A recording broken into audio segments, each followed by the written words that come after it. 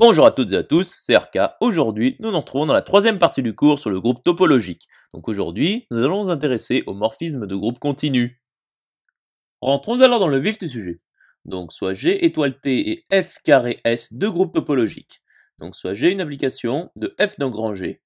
Donc notons pour Y delta L un groupe topologique, l'application T ronde Y delta L de Y croix L dans L qui est associé à XO, l'ensemble des X étoiles Y appartenant à grand Y tel que Y appartient à grand Y.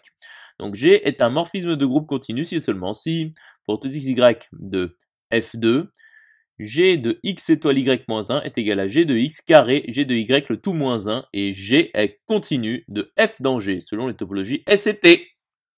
Démontrons alors que pour tout xy de f2, g de x carré y-1 est égal à g de x étoile g de y le tout moins 1, implique que pour tout xa de f croix p de f, g de t ronde f carré s de xa est égal à t ronde de g étoile de grand G étoile t de g de x g de a.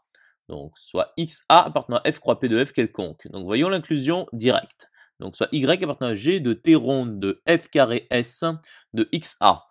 Donc l'xa appartenant à grand A tel que y égale g de x carré a qui est égal à g de x étoile g de a qui appartient à t ronde de g étoile t, de grand G étoile t de g de x g de a.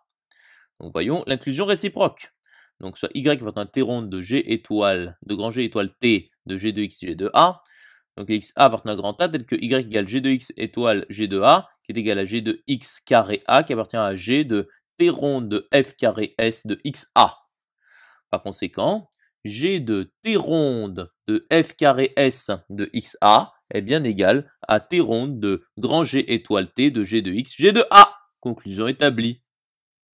À présent, démontrons que pour tout xy de f2, g de x carré y-1 est égal à g de x étoile g de y le tout moins 1 et g est continu de fs dans gt est équivalent pour tout xy de f2, g de x carré y-1 est égal à g de x étoile g de y-1 et pour tout voisinage v de 0g, il existe w un voisinage de 0f tel que pour tout z de f, z appartient à w implique que g de z appartient à v.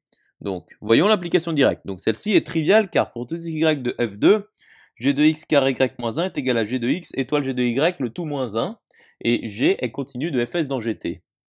Donc en 0f. Et g de 0f est égal à g de 0g à cause du fait qu'il s'agit d'un morphisme de groupe. Donc voyons l'implication réciproque. Donc soit y appartenant à f, et soit v un voisinage de g de y. Donc l'xo appartenant à t tel que g de y appartient à o qui est inclus dans v. Donc 0g est égal à g de 0f, est égal à g de y-1 carré y, est égal à g de y le tout moins 1 étoile g de y qui appartient à t ronde de g étoile t, de g de y le tout moins 1 o qui appartient à t. Donc t ronde de g étoile t, de g de y le tout moins 1 v, est un voisinage de 0g. Donc, l'image réciproque par G de T de grand G étoile T de G de Y le tout moins 1 V est un voisinage de 0F. Poursuivons la démonstration. Donc, montrons que T ronde de F carré S de Y image réciproque par G de T ronde de grand G étoile T de G de Y moins 1 V est inclus dans l'image réciproque par G de V. Donc, soit Z appartenant à T ronde de F carré S de Y image réciproque par G de T ronde de grand G étoile T de G de Y le tout moins 1 V quelconque. Donc, y-1 carré z appartient à l'image réciproque par g de t de grand G étoile t de g de y le tout moins 1 v. Donc, g de y-1 carré z appartient à t ronde de grand G étoile t de g de y le tout moins 1 v. C'est-à-dire, g de y le tout moins 1 étoile g de z appartient à t ronde de g étoile t de g de y le tout moins 1 de v. Donc g de y étoile g de y moins 1, le tout moins 1 étoile g de z appartient à v. C'est donc g de z appartient à v. Et donc z appartient à l'image réciproque de v par g. Donc l'image réciproque de v par g est un voisinage de y.